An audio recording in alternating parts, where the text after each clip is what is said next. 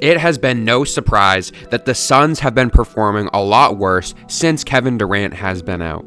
To start the season, they were doing fantastic. They were up to 8-1 at one point while Kevin Durant was playing, and since then, they have been an astounding 1-6 and have dropped down in the rankings in the Western Conference. Now, this isn't just due to Kevin Durant being out, as they have had other injuries as well, but this is definitely one of the main factors, and today I want to talk about how Kevin Durant has really impacted this team while he has been out and what the Suns should do going forward.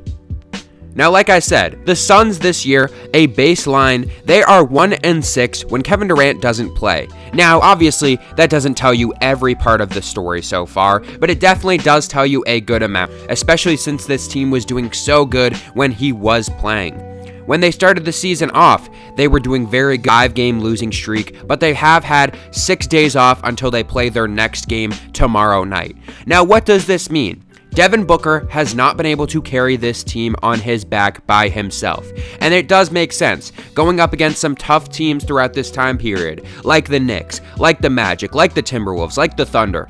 This is a very tough stretch for them, so it does make sense that they were struggling, but it does go to show that this Suns team going forward really can't just depend on Devin Booker, and that's what we saw before Kevin Durant and Bradley Beal came over here, and we do have to prepare, if you are the Suns going forward, what is going to happen after that. Because Devin Booker has played every game this season, Kevin Durant and Bradley Beal have both been out for a few games. They've both only played 9 games so far this season, but when KD was playing, he was playing fantastic. In his 9 games so far this season, playing almost 39 minutes per game, putting up 27 points per game, 6.6 rebounds, 3.4 assists, and getting almost a block and a half every single game. And his assist to turnover ratio was at 1. I mean, not great overall because he was turning the ball over, so that was the one downside. But besides that, he was doing great offensively, and this team was also doing very well. When we look at the Suns, the main thing I want to look at is the offense and the defense when KD doesn't play.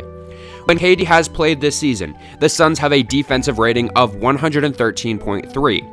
When he hasn't played, they have a defensive 123.4 without him. Now, if you guys don't know, you want to have a lower defensive rating and a higher offensive rating. So, obviously, having a 123.4 defensive rating is not good, especially when it was 10 points better when he was playing. Offensive rating-wise, it is a little bit closer. The Suns have had a 106.7 offensive rating when Kevin Durant has played this season, and when he hasn't played, they've had an offensive rating of 113.2. So, obviously, when he does play, it has been looking a lot better, and on both sides. When he plays, this team is playing better offensively and playing better defensively as well. Now, one thing I do want to point out is that there has been other injuries to this team during this time period. So let's talk about it.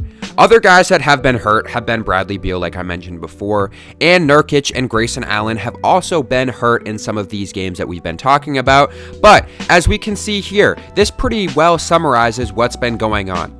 Beal missed 2 games that KD Suns won. Grayson missed 2 games that KD played in. Nurkic is one of the worst starting centers in the league, which I don't completely agree with that one. And Grayson Allen has been terrible this year. Also remember that so many of the wins from the 9-1 start was KD carrying the team in the last 5 minutes of the game, which is also true. I did watch a good amount of those games toward the beginning of the season, and KD really did turn up in the second half in a lot of those games. The Suns' defense has also collapsed without KD. Take KD out of those games and they probably lose, even with Beal, Nurk, and Allen. Bottom line is KD has been the most essential player on any team this year. The variance between him playing and not playing is absolutely massive. And this is what I agree with here. Now, I agree with most of this. There are parts, like I said, that I don't completely agree with, but in the end, I think KD has been one of the most valuable players, if not the most valuable player in the league right now. Now, do I think they're going to give him the MVP? No, because obviously he's going to play in most of the games for the rest of the season if he doesn't get hurt again. But he has been very valuable to this team, as we can see, both offensively and defensively. And the question that does arise in my mind is, what happens when Kevin Durant isn't there for the Suns going forward? Yes, they said they want to sign an extension in the offseason, but He's 36 years old. How long are we going to see him play for after this season? He hasn't really shown any signs of regressing. As I just said, he's one of the most valuable players in the league right now for this Suns team.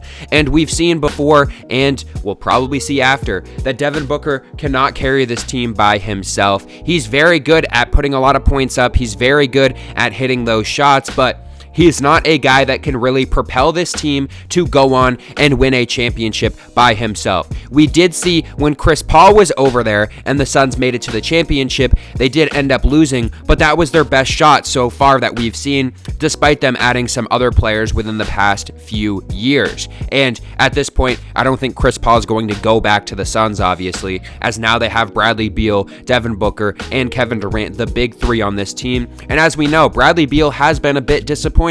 Last year, he did not play in very many of the games when they expected him to go out there and be a great addition to this team. And so far this year, he's been hurt as well. So we haven't really got to see Bradley Beal and this whole big three really have a full season of working together. And that's what we were expecting this year. And as long as they can all come back and be healthy, as we will see Kevin Durant and Bradley Beal come back later this week, and this full lineup will be coming back together, there are a lot of questions going forward for the Suns, because what do you do? Kevin Durant's going to give you a few more good years of play. I don't know exactly how long he's going to play. I wouldn't be surprised if in this offseason, maybe he doesn't sign a full 4-year deal. Maybe he only signs 2. How long is he going to play till? Is he going to play till 40 years old? I don't know. With his skill set going up and down the court especially, and being able to hit those shots, that is something where he obviously is an athletic player, but the way that he plays, it's more about getting to a spot and making those shots, and obviously his shot isn't going to go away, so I wouldn't worry about that. But if you're the Suns, you really have to rethink what you're going to do with this team, because I think honestly for this team, Devin Booker is obviously the guy that you're building this team around. Whether I personally agree or not, he has been the guy that the Suns have committed their whole entire franchise to since he's been drafted, and he has been playing well, obviously, but there are a lot of question marks going forward as Kevin Durant, Bradley Beal, and Devin Booker. We don't know how many games we're going to get from all three of them playing as we continue to see the rest of their time period, whether they all break up this offseason and maybe Kevin Durant doesn't stay, or if they do make a big trade later on in the year, which I wouldn't be opposed to. But